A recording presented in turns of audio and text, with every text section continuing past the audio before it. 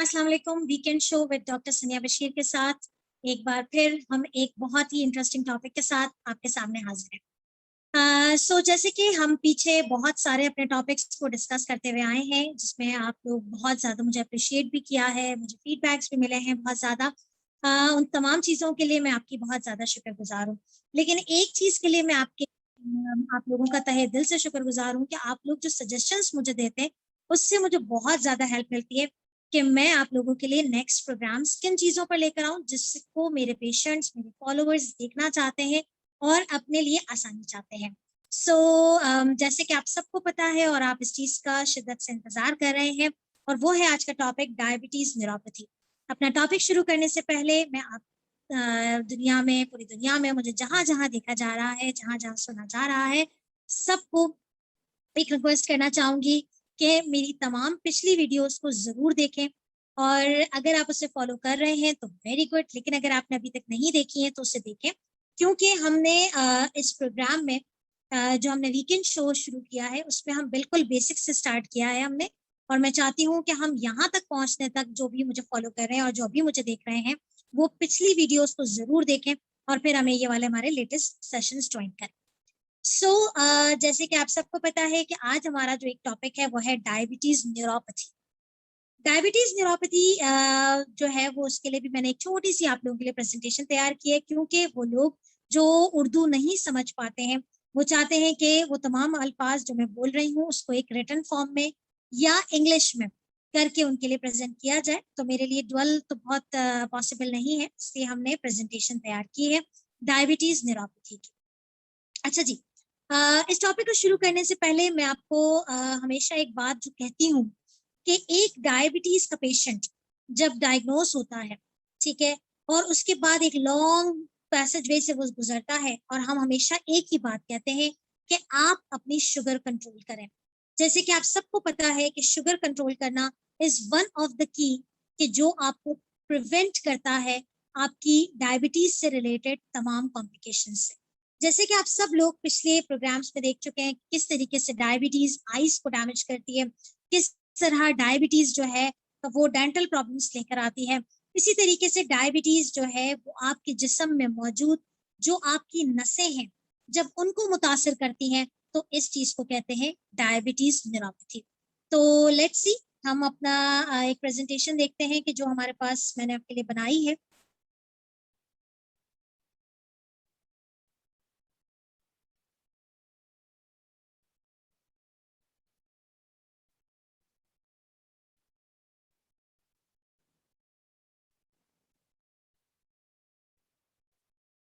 Right. सो diabetes neuropathy होता क्या है, ठीक है, आ, होता क्या है, कैसे होता है, क्या वो अलामात हैं जिन्हें हमें देखना है। इस वीडियो को आप बहुत तहम्मुल के साथ एंड तक देखिएगा, ताकि आपको ये बात पता चल सके कि आखिर कौन कौन सी अलामात हैं जो कि डायबिटीज न्यूरोपैथी की कैटेगरी में आती है। Am I right? आप इस चीज को जरूर देखिएगा और इस चीज को समझने की कोशिश कीजिएगा कि मेरा मकसद क्या है आज के प्रोग्राम में, आपको सिर्फ ये बताने का कि न्यूरोपैथी क्या होती है, वो तमाम अलामात जो कि न्यूरोपैथी में शामिल हैं, वो कौन कौन से मेजर्स हैं कि जिनसे आप न्यूरोपैथी से बच सकते हैं, और वो तो कौन से ऐसे फैक्टर्स हैं जो कि हर डायबिटीज पेशेंट को पता होने चाहिए, ताकि वो न्यूरोपैथी से अपने आप को बचा सकें।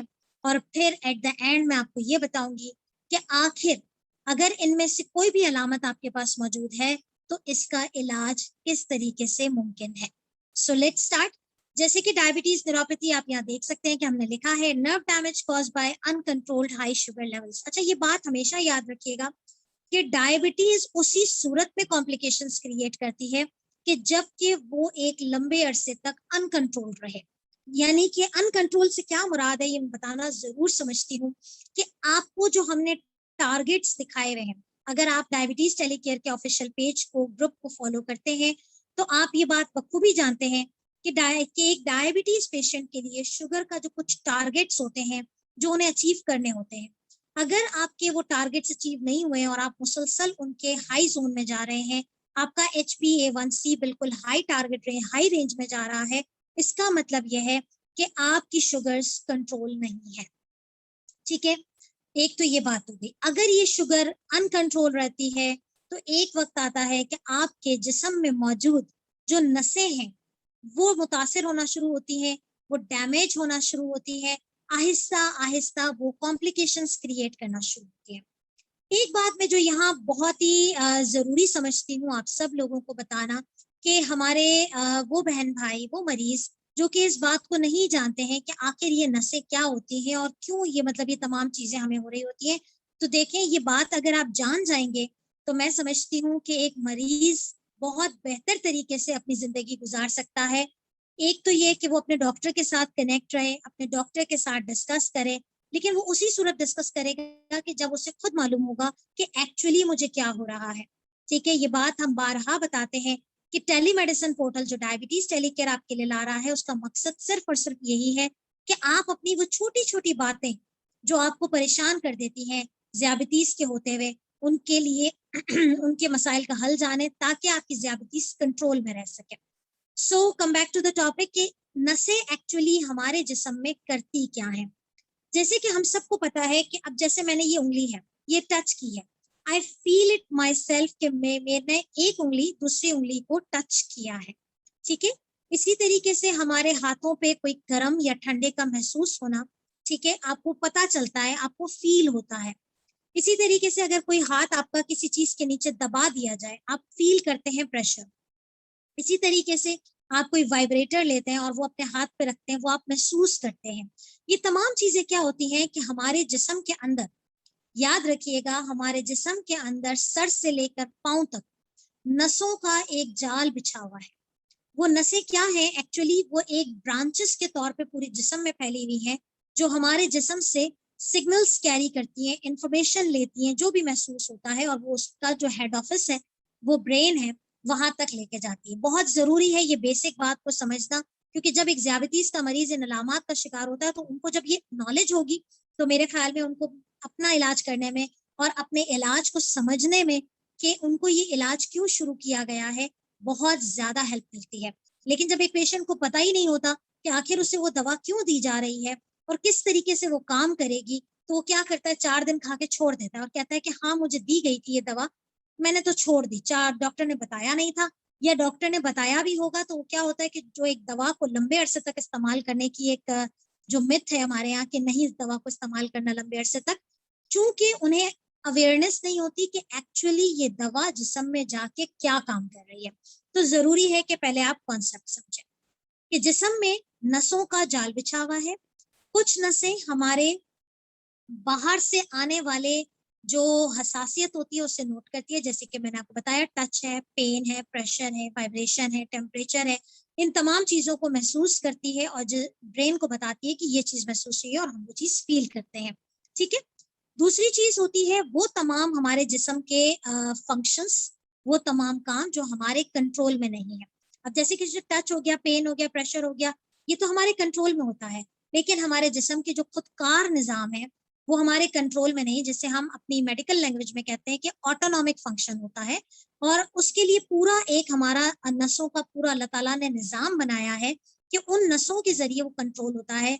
हमें भूख का एहसास होना, हमें खाने की तलब होना, हमें जो है वो स्टूल पास करने की तलब होना, यूरिन पास करने की तलब होना, या हमें जो है वो हमारे जो डाइजेशन होती है, ठीक है, जिसमें आपका कोई अमल दखल नहीं है, आप खाने को निगल लेते हैं, इसमें आपका कोई अमल दखल नहीं है। ठीक है, इसके अलावा आपका जो सेक्सुअल फंक्शंस होते हैं उसमें आपका कोई अमल दखल नहीं है। तो ये वो तमाम चीजें हैं जो कि आपके ऑटोनॉमिक फंक्शंस में आते हैं। और जब आपको डायबिटीज न्यूरोपैथी होती है तो कब कौन सा सिस्टम डैमेज हो रहा है और उसको क्या कहते हैं और इसको कैसे प्रेजेंट करते हैं, ये हम आगे देखते हैं। ठीक है जी, तो आई थिंक ये सारा क्लियर हो गया कि हमारे जिस्म में नसें किस तरीके से हमें रोल प्ले कर रही हैं और किस तरीके से हमारे सिग्नल्स को ब्रेन तक लेके जा रही है। Now the very important thing कि आखिर ये डायबिटीज न्यूरोपैथी, फॉर एग्जाम्पल अगर एक पेशेंट मेरे पास आया है या आप अगर एक मरीज हैं और आपको टाइप 2 डायबिटीज डायग्नोस हुई है या टाइप 1 डायबिटीज डायग्नोस हुई है, तो आप किस तरीके से अपने आप को कॉम्प्लिकेशन से बचा सकते हैं। ये तो मैं बहुत ही बखूबी जानती हूँ कि जिस तरीके से हमारे पास मरीज आते हैं और जब वो डायबिटीज से डायग्नोस होते हैं तो उनका जो सबसे बड़ा जो खौफ होता है, हम उनसे पूछते हैं कि भाई आपको सबसे ज्यादा किस चीज ने डराया हुआ है, क्यों डायबिटीज से इतना घबराए हुए हैं, तो वो कहते हैं कि कहीं ऐसा ना हो कि मुझे कॉम्प्लिकेशंस क्रिएट हो जाए और मेरी जिंदगी जो है वो खतरे में पड़ जाए। तो आपको बचाना है, ठीक है। उन ये तमाम फैक्टर्स देखने हैं कि आखिर ये कौन से ऐसी चीजें हैं जो एक डायबिटीज पेशेंट को डायबिटीज की कॉम्प्लिकेशंस एंड पर्टिकुलरली न्यूरोपैथी की तरफ लेकर जा रही हैं। आप अगर इन चीजों को कंट्रोल करते हैं, इन चीजों के लिए अपने डॉक्टर या हमारे पास आके कंसल्टेशन लेते हैं, तो आप जो है वो बच सकते हैं। तो देख लीजिए फैक्टर्स क्या क्या है। हाई ब्लड शुगर लेवल, जैसे कि बताया कि शुगर लेवल अगर अनकंट्रोल रहती है, ठीक है, तो वो जो है आपको न्यूरोपैथी में रोल प्ले कर रही है। Long duration of diabetes uncontrol, very important thing कि लोग हमसे पूछते हैं कि मुझे तो 10 साल से डायबिटीज है लेकिन मेरी डायबिटीज कंप्लीटली कंट्रोल्ड है, मैं कभी मेरा HbA1c टारगेट से अबव नहीं गया, या मेरी फास्टिंग कभी भी टारगेट से अबव नहीं गई, मैंने अपना लाइफस्टाइल कभी भी जो है वो जो मुझे एडवाइस की गई थी मैंने वही फॉलो किया है, मैं एक बहुत एक्टिव लाइफस्टाइल गुजारता हूँ। तो क्या डॉक्टर मुझे भी न्यूरोपैथी का रिस्क है या मैं भी डायबिटीज कॉम्प्लिकेशंस का शिकार हो सकता हूँ? तो देखें रिस्क फिर कम हो जाता है। अगर आपकी ड्यूरेशन ऑफ डायबिटीज यानी कि आपको डायबिटीज एक लंबे अरसे से तो है लेकिन अगर वो अनकंट्रोल रही है तो you are at high risk of developing diabetes, neuropathy as well as other complications. इसी तरीके से आपको अगर हाई कोलेस्ट्रॉल है यानी कि अगर आप डायबिटिक भी हैं और साथ में आपको कोलेस्ट्रॉल लेवल भी बढ़ा हुआ है तो आप ज्यादा रिस्क पे चले जाते हैं डायबिटीज न्यूरोपैथी के। होता क्या है, एक बात मैं जरूर आपको यहाँ पर बताती चलूं क्योंकि जब आगे हम डिफरेंट न्यूरोपैथीज पढ़ेंगे तो आपको ये बात समझ में आती रहेगी। एक बात याद रखें कि हमारे जिस्म में जो भी ये नसें सारा काम कर रही हैं एक मैसेंजर के तौर पे, कैरियर के तौर पे, सिग्नल्स को ले जाना, ब्रेन को पहुंचाना, हमें महसूस होना, ये तमाम चीजों के लिए उसको भी एनर्जी चाहिए होती है। ये बात एक बात टिप पे रख लें कि जितनी भी चीजें हमारे नर्व्स काम कर रही हैं उनको एनर्जी चाहिए और वो एनर्जी उनको तब मिलती है जब खून की जो सप्लाई है वो इन नसों को प्रॉपर तरीके से मिल रही है। बी केयरफुल, मैं क्या बताना चाह रही हूँ, शायद एक आम इंसान जो मेडिकल टर्म से या एक आम इंसान जो इस चीज को समझना नहीं चाहते, शायद वो भी अगर समझे तो उनको पता चलेगा कि डिफरेंट जो दवाइयां दी जाती हैं, जब डिफरेंट चीजें उनको बताई जाती है तो इसके पीछे मकसद क्या होता है। लेकिन मेरे वो तमाम लोग जो कि मेडिकल से रिलेटेड हैं या फिर जो रिसर्च करते हैं, जो अपनी बीमारी को और ज्यादा जो है अच्छे से पहचानना चाहते हैं, उनको मैं ये बात जरूर बताती चलूं कि देखें वो तमाम चीजें जो आपकी खून की सप्लाई को मुतासर करें, अब चाहे इसमें आपका ब्लड प्रेशर का बढ़ावा होना हुआ, ठीक है, आपको कोई भी किस्म की हार्ट प्रॉब्लम हुई जिससे आपके खून का दौरानिया, खून का जो रफ्तार है वो कम हो जाती है, खून की जब सप्लाई नर्व्स को कम होना शुरू होगी, या तो हाई कोलेस्ट्रॉल है, कोलेस्ट्रॉल आपको पता है क्या होता है, चिकनाई होती है, जब खून के अंदर चिकनाई शामिल होती है तो खून का जो फ्लो है वो कम हो जाता है और बाज औकात उसके अंदर जो है वो क्लॉट्स बनना शुरू हो जाते हैं। तो जब नर्व को ब्लड सप्लाई अच्छी नहीं मिलेगी तो क्या होगा कि वो काम करना कम कर देगा, जब उसकी काम की रफ्तार कम हो जाएगी तो आपको टच हुआ हुआ होगा, यू डोंट फील इट, आपको कोई प्रेशर आएगा, डोंट फील इट, आपको कोई पेन फील होगा, सुई चुभ जाएगी, डोंट फील इट। तो ये वो तमाम वजूहात होती हैं कि वो जो ब्लड सप्लाई को मुतासर कर रही है। ठीक है, ये बहुत इंपॉर्टेंट टॉपिक है, बहुत इंपॉर्टेंट बात है जो आगे इंशाल्लाह हम नेक्स्ट वीक जब आपको डायबिटिक फुट समझाएंगे तो आपको ये बात बहुत अच्छे से समझ में आएगी। अगर आप किसी भी वजह से किडनी डिजीज का शिकार हो गए हैं, गुर्दे आपके खराब हैं, आप डायबिटीज के पेशेंट हैं, चाहे गुर्दे में आपको डायबिटीज की वजह से मसला हुआ हो या कोई और वजह से मसला हुआ हो, तो आपको डायबिटीज न्यूरोपैथी होने के चांसेस ज्यादा होते हैं। अगर आपका वजन ज्यादा है, अगर आप स्मोकर हैं, अगर आप एल्कोहलिक हैं, तो आप में न्यूरोपैथी का रिस्क बढ़ जाता है एज कम्पेयर टू दोज जो कि ओवरवेट नहीं है और एज कम्पेयर टू दोज जो कि नॉन स्मोकर्स हैं। अगर एक डायबिटिक पेशेंट विटामिन B12 की डेफिशिएंसी के साथ है तो उसमें भी ये न्यूरोपैथी बहुत ज्यादा एग्रीवेट हो जाती है। ठीक है जी, तो यहाँ तक आई थिंक सब चीजें क्लियर हो गई आपको। अच्छा जी, नेक्स्ट नाउ, जैसे कि मैंने आपको बता दिया कि आखिर ये नसें हमारे जिस्म में काम क्या करती हैं, सिग्नल्स लेकर जाती हैं, हमारी बॉडी फंक्शंस को कंट्रोल करती हैं। एक बहुत इंपॉर्टेंट बात जो मैंने आपको नहीं बताई है, वो आपकी मसल पावर। क्या होता है जब आप कोई मस्कुलर वीकनेस हो जाती है तो क्या होता है, हम बिल्कुल ढह से जाते हैं। मसल्स की जो सारी पावर है, वो भी आपका जो जितनी भी नसें हैं जब मसल्स को सप्लाई कर रही होती हैं, तो वो मसल्स हमारे एक्टिव रहते हैं। लेकिन नर्व्स डैमेज हो जाएंगी तो क्या होगा कि मसल्स जो है वो आपके वीक होना शुरू होंगे, मसल्स में पेन होना शुरू होगा और आप अपनी एक्टिविटीज करने के काबिल नहीं रहेंगे। ठीक है जी ना। जैसे कि मैंने आपको पूरा सिस्टम समझा दिया है कि किस तरीके से एक नर्व हमारे जिस्म में काम कर रही है, किस तरीके से अल्लाह ताला ने कुछ सिस्टम हमारे हाथ में रखे हैं और कुछ सिस्टम हमारे खुदकार हैं जो कि खुद ही होते हैं और हमारा उस पर कंट्रोल नहीं होता है।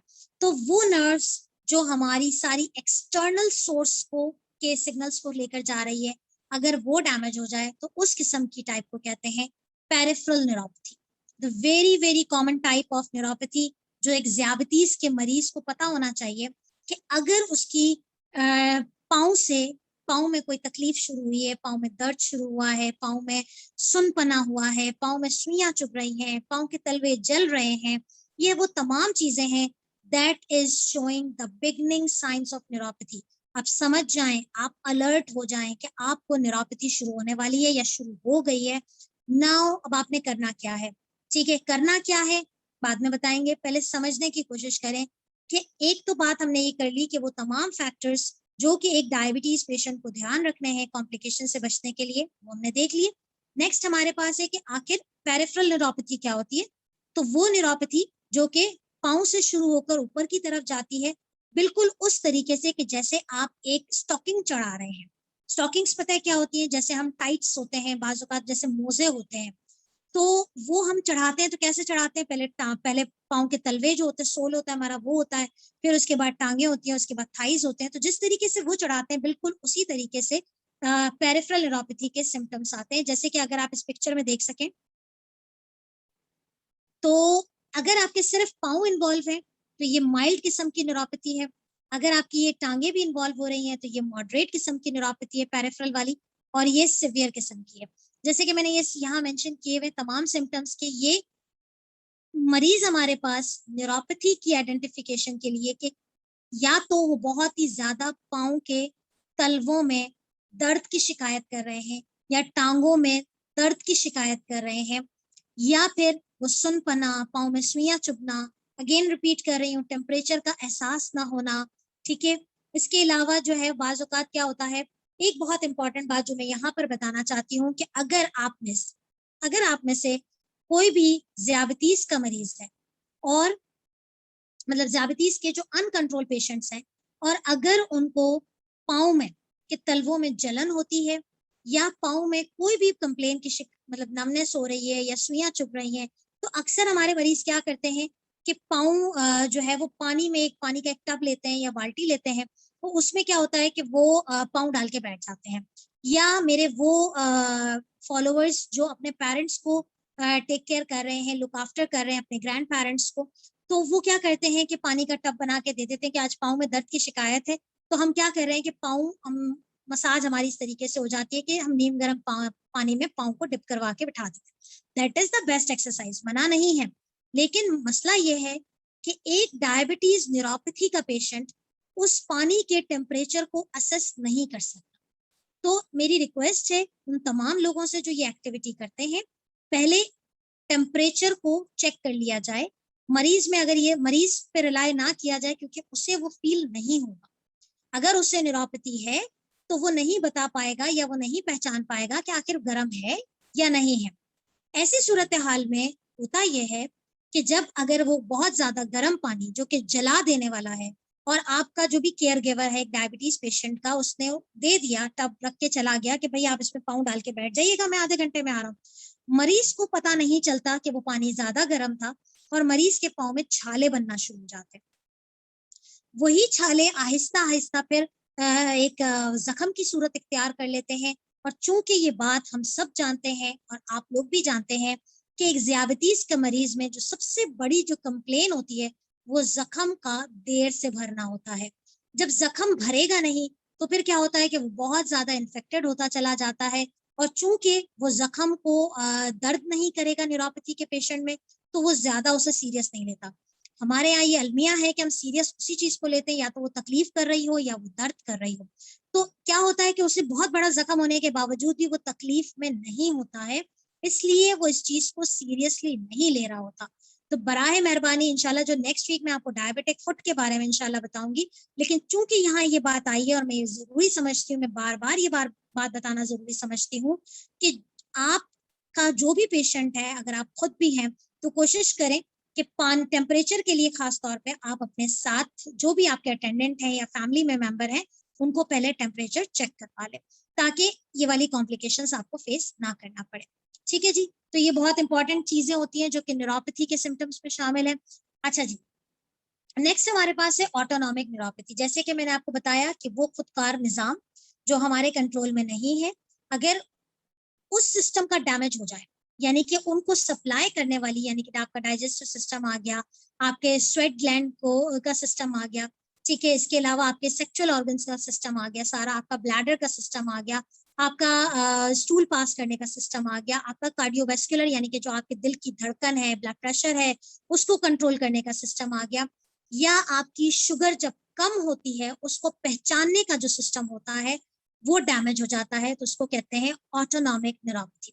ठीक है, ये बहुत इंपॉर्टेंट चीज है जो कि आपको पता होनी चाहिए। बाज़ औक़ात क्या होता है कि हमारे पास मरीज आते हैं कि डॉक्टर साहब मैं 10 साल से डायबिटीज का शिकार हूँ, अब पता नहीं क्या हुआ है कि अचानक से मुझे खाना खाता हूँ या खाती हूँ तो मुझे बहुत हैवीनेस फील होती है और मुझे भूख नहीं लगती है। ठीक है, मुझे भूख नहीं लग रही है, मुझे ऐसा लगता है कि जैसा मेरा पेट, मेरा मैदा भरा हुआ महसूस हो रहा है, या मुझे खाने से पहले मतली मुझे महसूस होती है, या अगर मैं खाना खा लूं तो मुझे वॉमिटिंग जैसा होने लगता है, या फिर ये कंप्लेन रोज बरोज बढ़ जाती है कि कब्ज की शिकायत रहने लगी है, या फिर डायरिया रहने लगा है। तो अगर आप डायबिटीज, अगर आपको लॉन्ग ड्यूरेशन से है और आपको पता है कि आपकी डायबिटीज कंट्रोल में नहीं है और आपको ये वाले सिम्टम्स भी आ रहे हैं, तो कंसल्ट, अपने रेमेडीज ना फॉलो करें कि कॉन्स्टिपेशन हो गया तो मैंने ये ले लिया। Consult with your doctor, adjust your medications ताकि आपकी शुगर को कंट्रोल किया जाए, रेदर देन कि आपको मजीद जो है कॉम्प्लिकेशंस को सिवियर बनाया जाए। ठीक है जी, तो ये डाइजेस्टिव प्रॉब्लम्स हो गए। इसी तरीके से erectile dysfunction is one of the complication of diabetes, is one of the diabetic neuropathy. बहुत सारे पेशेंट्स आते हैं, बहुत सारे पेशेंट्स इनबॉक्स कर रहे होते हैं कि काइंडली हमें इरेक्टाइल डिस्फंक्शन के बारे में बता दें। तो देखिए, इरेक्टाइल डिस्फंक्शन एक one of the diabetic neuropathy है। अगर आप में से कोई भी इसका शिकार है तो कोशिश तो करें कि आप मेल एंडोक्राइनोलॉजिस्ट या मेल डायबिटोलॉजिस्ट से मिलें ताकि आप अपने प्रॉब्लम्स को सही तरीके से उनसे एक्सप्लेन कर सकें। ठीक है, लेकिन एज अ जनरल रूल यही होता है कि आप अपनी शुगर्स कंट्रोल करें, और अगर शुगर कंट्रोल करने के बावजूद भी आपको ये प्रॉब्लम परसिस्ट है तो कुछ डिफरेंट टेस्ट होते हैं, करवाए जाते हैं, और कुछ पर्टिकुलरली ट्रीटमेंट होती है जो हम पर्टिकुलर डोजेस में उनकी ट्रीटमेंट करते हैं। इसके अलावा अगर बहुत ज्यादा वजाइनल ड्राइनेस की शिकायत हो, ठीक है, तो आपको ये चीज अलर्टनेस होती है कि you are a candidate of diabetic neuropathy. इसके अलावा यूरिन इनकॉन्टिनेंस, अब क्या होता है कि ये भी एक बड़ा इंपॉर्टेंट फैक्टर है जो कि आ जाता है, वो ये है कि डायबिटीज का जो मरीज है वो क्या कहता है कि पेशाब पे कंट्रोल खत्म हो गया, पेशाब के कतरे खुद ब खुद पास आउट हो जाते हैं। ठीक है, यानी कि आपका जो मसाना है, नॉर्मली क्या होता है कि मसाना फुल होता है, ब्लैडर जब फुल हो जाता है तो वी फील इट, हमें महसूस होता है। लेकिन अगर आप डायबिटीज न्यूरोपैथी का शिकार हो गए तो वो जो फीलिंग है वो खत्म हो जाती है और वो यूरिन खुद ब खुद पास आउट होना शुरू हो जाता है। That is again one of the sign of diabetic neuropathy. ठीक है जी। अच्छा जी, इसके अलावा आपके पास ये है कि एक और इम्पॉर्टेंट जो कंप्लेन आती है वो ये आती है कि यूरिन पास करने का ख्याल भी आ गया है, लेकिन ऐसा लगता है कि यूरिन फुली पास नहीं हुआ है। जब यूरिन फुली पास नहीं होता है तो क्या होता है कि वो एक सेंस ऑफ डिस्कम्फर्ट रहता है। अगेन वही वाली बात है कि अगर ये अलामत आप में से किसी को है तो पहले तो आप ये समझ लें कि you are a candidate of diabetic neuropathy और आपको इसकी ट्रीटमेंट लेनी है। आपको कुछ और मसले मसाइल नहीं है, आपको डायबिटीज न्यूरोपैथी हो गई है। ठीक है जी। अच्छा जी, कार्डियोवास्कुलर सिस्टम यानी कि आपका जो हार्ट का जो रेट है वो कंट्रोल में है। तो हमारे जो नॉर्मल नर्वस सिस्टम है, ऑटोनॉमिक नर्वस सिस्टम है, खुदकार जो निज़ाम है वो उसको कंट्रोल किया हुआ है। लेकिन एक अनकंट्रोल्ड डायबिटीज पेशेंट जब न्यूरोपैथी का शिकार होता है और अगर उसे ऑटोनॉमिक न्यूरोपैथी हो गई है, यानी कि आपका वो सिस्टम भी इन्वॉल्व हो गया है, तो उसमें क्या होता है कि बहुत जो इंपॉर्टेंट चीज है वो ये है कि ब्लड प्रेशर ड्रॉप होना शुरू हो जाता है। ब्लड प्रेशर जब ड्रॉप होना शुरू हो जाता है तो फिर क्या होता है कि ब्लड प्रेशर के ड्रॉप होने से फिर बाज औकात चक्कर आने की शिकायत है। ठीक है, आपको बहुत हर वक्त ऐसा लगेगा कि जैसे एक बेहोशी की कैफियत आ गई है या सर में दर्द की शिकायत होगी। तो रूल आउट, ये तमाम चीजें बताने का मकसद ये है कि आप अपने अलामात को पहचाने, अपने डॉक्टर से हमसे डिस्कस करें कि डॉक्टर साहिबा ये पेशेंट, ये हम हैं, ये हमें डायबिटीज है, इतने टाइम से है, मैं ये मेडिसिन ले रहा हूँ, मेरी शुगर इतनी है और मुझे ये अलामत है। देखें, जितना जल्दी आप इस अलामत को लेकर अपने डॉक्टर के पास जाएंगे, उतनी जल्दी आप जो है वो इस चीज को मजीद खराब होने से बचा पाएंगे। ठीक है जी। अच्छा, एक बहुत इंपॉर्टेंट बात ये होती है कि चूंकि हम सबको पता है कि एक डायबिटीज का पेशेंट दिल की बीमारी का शिकार होने का चांस उससे बहुत ज्यादा होता है, खास तौर पे जो हमारे टाइप 2 के कैंडिडेट्स हैं, जो ओल्ड एज होते हैं। डायबिटिक पेशेंट है तो उसे ब्लड प्रेशर है, उसे हार्ट डिजीज होने का शिकार होने का रिस्क ज्यादा रहता है। लेकिन जो एक अनफॉर्चुनेट थिंग है वो ये है कि अगर उन्हें इन केस हार्ट अटैक होता है, हाँ आपको पता है कि हार्ट अटैक का जो सिम्टम सबसे ज्यादा होता है वो लेफ्ट साइड पे चेस्ट पेन होता है। लेकिन अगर एक पेशेंट जो लॉन्ग अरसे से डायबिटीज का शिकार है और उन्हें डायग्नोस हो चुकी है या अगर नहीं भी हुई है, अनकंट्रोल शुगर है और वो हार्ट अटैक का शिकार होता है, तो उसे वो पेन नहीं होगा। तो फिर आपको क्या करना है कि अगर आप वही अगेन रिपीट करती हूँ कि अगर आप अपने पेरेंट्स का ध्यान रख रहे हैं, अपने ग्रैंड पेरेंट्स का ध्यान रख रहे हैं या व्हाट्सोएवर, अगर आप किसी के भी केयर गिवर हैं और वो इस स्टेज पे पहुंचता है कि उसे हार्ट अटैक हो गया है, तो आपने दूसरे सिम्टम्स को इग्नोर नहीं करना। फॉर एग्जाम्पल, एक डायबिटीज का पेशेंट है, टाइप 2 है, 70 ईयर एज है, अचानक से उन्हें बहुत ज्यादा पसीने की शिकायत, वो चेस्ट पे, हमें जहन में आता है पसीने देख के कि कहीं ऐसा तो नहीं कि दिल में दर्द शुरू हो गया, तो वो नहीं बताएगा। आपको ये अवेयरनेस इसीलिए दी जा रही है कि अगर आपका मरीज, आपका घर में जो भी है मेंबर, उनको इस तरीके से शिकायत होती है कि वो जॉ की तरफ डिस्कम्फर्ट की शिकायत कर रहे हैं लेफ्ट साइड पे, या फिर जो है वो लेफ्ट आर्म की कंप्लेन कर रहे हैं पेन की, लेकिन चेस्ट पेन की वो कंप्लेन नहीं कर रहे हैं, लेकिन उनको स्वेटिंग हो रही है, तो be careful for the heart attack symptoms. ठीक है, तो ये बहुत ज्यादा इंपॉर्टेंट चीज है कि आपने इसको इग्नोर नहीं करना है। अच्छा जी, एक और टाइप है प्रॉक्सिमल न्यूरोपैथी। उसमें ये होता है कि आपके जो पट्टे हैं वो कमजोर होना शुरू हो जाते हैं। One of the diabetes neuropathy के बहुत रेयर होता है ये, लेकिन अगर सम वर्ड किसी को होता है तो उसके लिए रूल आउट करना बहुत ज्यादा जरूरी है। Again the very important thing, जिसको मैंने अपने डायबिटीज टेलीकेयर ग्रुप पे भी डिस्कस किया था, कि एक सिंगल नस, यानी कि जैसे कि मैंने आपको बताया है कि नसों का जाल बिछा हुआ है, इसी तरीके से बाज़-औक़ात क्या होता है कि अनकंट्रोल्ड डायबिटीज जो है वो किसी एक पर्टिकुलर नस को दबा देती है, उसको अफेक्ट कर लेती है, वो काम करना बंद कर देती है। पूरा जिस्म बिल्कुल परफेक्टली फाइन है, आप डायबिटीज के पेशेंट, आपको कुछ भी नहीं हो रहा, पता भी नहीं है, लेकिन क्या हुआ कि उसने एक नस को पकड़ के डैमेज कर दिया। For example, carpal tunnel syndrome is one of the example. बहुत सारे पेशेंट्स हमारे पास कार्पल टनल सिंड्रोम के, होता क्या है कि ये हमारी रिस्ट है, यहाँ पर एक नस गुजर रही होती है जिसका नाम होता है मीडियन नर्व। यहाँ क्या होता है, सुरंग बिछी हुई है, आपका जो ये रिस्ट है यहाँ पर सुरंग बिछी हुई है, किसकी, नसों की, बहुत सारी नसें गुजर रही होती हैं इसमें से। अचानक क्या होता है कि एक नस शुगर बढ़ जाने की वजह से या वजन की ज्यादती की वजह से, बहुत सारी दूसरी वजूहत होती है, but uncontrol blood sugar is one of the reason, वो दब जाती है। अब वो दब जाती है तो क्या होता है कि वो सिवियर किस्म का पेन की शिकायत होती है मरीज को। वो दर्द इनटॉलरेबल पेन होता है और उसके लिए फिर डिफरेंट एक्सरसाइजेस बताई जाती है, और अगर फिर भी कंट्रोल ना हो तो उसके लिए फिर हम सर्जरी एडवाइस करते हैं कि यहाँ जो कंप्रेशन हुई भी है, वो जो दबाव हुआ हुआ है नर्व का, वो उसको जो है वो सर्जरी के जरिए रिमूव किया जाता है। ठीक है जी। इसी तरीके से बाजू का क्या होता है कि जो आपका फेस है उसको सप्लाई करने वाली नस अफेक्ट हो गई, डैमेज हो गई। आपने अक्सर सुना होगा लकवे की बीमारी हो जाती है। एक डायबिटीज का पेशेंट है, उसका मुंह एक तरफ को लुढ़क गया है, फालिज का अटैक हो गया है, लटक गया है एक पे एक तरफ को चेहरा, लकवा हो गया है, उसे हम कहते हैं Bell's palsy. Again one of the complication of diabetes neuropathy. बताने का मकसद ये है कि शायद ये लेक्चर आपको थोड़ा सा बोरिंग लग रहा होगा, लेकिन बताना इसलिए जरूरी है कि आप अगर डायबिटीज के पेशेंट हैं, आप अगर यंग पेशेंट हैं, तो आप अपने आप को इन तमाम कॉम्प्लिकेशन से बचा सकते हैं। ठीक है, डायग्नोसिस के लिए जैसे कि बता दिया, मेडिकल हिस्ट्री इंपॉर्टेंट होती है। हमें history is one of the thing जो कि एक डॉक्टर को, खास तौर पे हम जो टेलीमेडिसिन पोर्टल पे काम करते हैं उनके लिए history is the most important thing, कि हमें बहुत सारी चीजों का पता चल जाता है हिस्ट्री से। आपकी अलामत, आपका जो डिजिटल मैनुअल, जो हमारे पास डिजिटल ब्लड प्रेशर आप दिखाते हैं या हार्ट रेट शो करते हैं, या ग्लूकोमीटर जो आपका डिजिटल होता है, उससे हमें सारी चीजें पता चल रही होती हैं।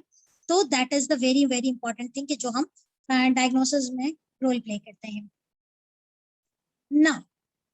कब कब आपको डायबिटीज, अब जैसे आपने तमाम चीजें समझ ली, हो सकता है कि मेरे तमाम जो वो वाले मरीज हैं जिनको इस बात से समझ आया होगा कि मैं अपने आप को इस चीज से बचा लूं, तो मैं अपनी स्क्रीनिंग करवा लूं।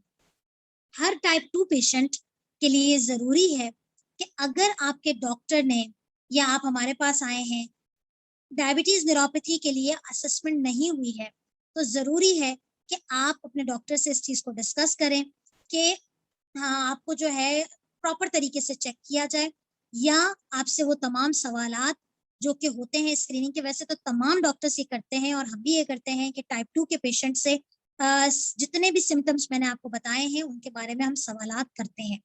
और ये बहुत ज्यादा जरूरी है। अगर परफेक्टली फाइन है तो फिर हम एनुअल स्क्रीनिंग करते हैं कि साल के साल आपकी डायबिटीज न्यूरोपैथी की बाकायदा चेकअप होता है। टाइप 1 के जो पेशेंट्स होते हैं उनके लिए मैं एक बात जरूर कहना चाहूँ कि वो तमाम पेरेंट्स जिनके बच्चे टाइप 1 के पेशेंट्स हैं, अगर उनकी ज्यादतीज को 5 साल से ज्यादा का अरसा गुजर चुका है, then you have to worry for the complications. लेकिन अगर 5 साल से कम दौरानिया है तो इतना ज्यादा कॉम्प्लिकेशंस का रिस्क नहीं होता। उस वक्त आपने यही फोकस करना है कि शुगर्स कंट्रोल में रहे। ठीक है, एंड देन फॉलोड बाय, अगर 5 साल हो चुके हैं तो 5 साल के बाद हम स्क्रीनिंग भी करते हैं और फिर उसके बाद जो है वो एनुअल स्क्रीनिंग करते हैं। Again now the very important thing, थोड़ा सा डरा देने वाली बात, कि अगर आपको इन तमाम अलामतों में से, जैसे कि मैंने आपको एक्सप्लेन की है, अगर ये तमाम अलामतों में से आपको कोई भी अलामत नजर आ रही और फॉर एग्जाम्पल आपने उसे इग्नोर कर दिया, अक्सर हमारे यहाँ पाँव में दर्द की शिकायत, पाँव के तलवों में जलन की शिकायत, इसको इग्नोर कर दिया जाता है। मल्टीविटामिन्स ले ली जाती हैं, मसाज कर लिया जाता है, पानी में पाँव रख लिया जाता है, लेकिन हम एक्चुअली कॉज को ट्रीट नहीं करते हैं, शुगर्स को कंट्रोल नहीं करते हैं। तो क्या होता है, अगर ऐसे मरीज, अगर न्यूरोपैथी को अनट्रीट छोड़ दिया गया तो क्या होगा, अगर आपकी शुगर कम हो रही है आपको पता नहीं चलेगा। Very dangerous complication, hypoglycaemia, unawareness. अगर आप अनकंट्रोल डायबिटीज के साथ हैं, डायबिटीज न्यूरोपैथी हुई हुई है, आपके जिस्म में शुगर का कम होना और उसकी अलामत का जाहिर होना आपके लिए ब्लेसिंग होता है, क्योंकि आपको पता चल जाता है, चक्कर आना शुरू हो जाते हैं, सर में दर्द होता है, आप फौरन से अपनी शुगर चेक करते हैं कि हाँ भाई मेरी तो शुगर कम हो गई। लेकिन एक ऐसा मरीज जो बिल्कुल फिट फाट बैठा हुआ है, ठीक बैठा हुआ है, लेकिन उसकी शुगर जो है वो 30, 40, 20 तक पहुंच गई है, और अचानक क्या होता है कि वो बेहोश हो जाता है, अचानक बेहोश हो जाता है, और उसको हॉस्पिटल जब लेके जाया जाता है तो पता चलता है कि शुगर तो भाई 60-70 से बिल बहुत नीचे आई हुई है। तो फिर क्या होता है कि जाहिर है, जब दिमाग, ग्लूकोज आपको पता है कि ब्रेन का ओनली सोर्स ऑफ एनर्जी है, तो वो कोमाटोज हो जाता है। इसके अलावा जैसे कि मैंने आपको बताया कि डायबिटिक फुट का हो जाना, पाँव का कटवा लेना, बाज़ औक़ात पूरी की पूरी टांग कट जाती है और बाज़ औक़ात सिर्फ एक अंगूठा भी इन्वॉल्व हो जाता है, तो ये डायबिटिक फुट हो जाता है। इसके अलावा जैसे मैंने आपको बताया कि पेशाब पे कंट्रोल ना रहना, अगर आप न्यूरोपैथी को अर्ली डायग्नोस नहीं करेंगे, न्यूरोपैथी और ज़्यादा सीवियर हो जाएगी, पेशाब पे कंट्रोल खत्म हो जाता है, कब्ज़, डायरिया रहने लगता है, ब्लड प्रेशर बहुत ज़्यादा ड्रॉप हो जाता है, जिसकी वजह से आपकी लाइफ क्वालिटी बहुत ज़्यादा डिस्टर्ब भी होती है, और बहुत ज़्यादा आप जो है you can not work, you can not concentrate on your life. Remember the very important thing, कि जब एक दफा न्यूरोपैथी के साइंस शुरू हो गए, हम उसे रिवर्स नहीं कर सकते। लाइक फॉर एग्जाम्पल, आपको पाँव में, तलवों में जलन हो रही है, हम उसको मेडिकेट कर सकते हैं, हम आपको रिलीफ दे सकते हैं। लेकिन अगर आप ये कहें कि मैं, मुझसे गलती हो गई थी, मैंने इतने टाइम तक ट्रीटमेंट नहीं ली, मेरी गलती थी और अब मैं ट्रीटमेंट लेना चाहता हूँ, तो बेशक आपको ट्रीटमेंट करेगा क्या, आपको मजीद प्रोग्रेस होने से रोकेगा। लेकिन आपको वापस से हेल्दी लाइफस्टाइल की तरफ, या वापस से आप कहें कि मुझे कोई कॉम्प्लिकेशन फ्री लाइफस्टाइल पे आ जाऊं, ऐसा नहीं होगा। आपको परमानेंटली वो न्यूरोपैथी की मेडिकेशंस लेनी पड़ेंगी, तभी कहीं जाके आप एक रिलीफ और अपनी न्यूरोपैथी की कॉम्प्लिकेशंस को फर्दर प्रोग्रेस होने से रोक सके। वेरी इंपॉर्टेंट थिंग, ठीक है। How to prevent, again repeat कर रही हूँ, फ्रीक्वेंट मॉनिटरिंग। आपको क्या पता कि आपकी शुगर किस स्टेज पे खड़ी है, इस शुगर से आपको क्या होता है। Frequent communication with your doctor, बहुत इंपॉर्टेंट बात। Proper sugar control with insulin and medications.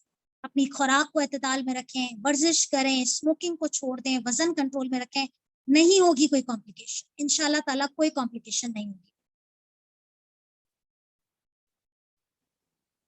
Treatment again वही है, इसकी बाकायदा मेडिकेशंस आती हैं हर सिम्टम की, हर तरीके से। न्यूरोपैथी के लिए मैनेजमेंट अलग होती है।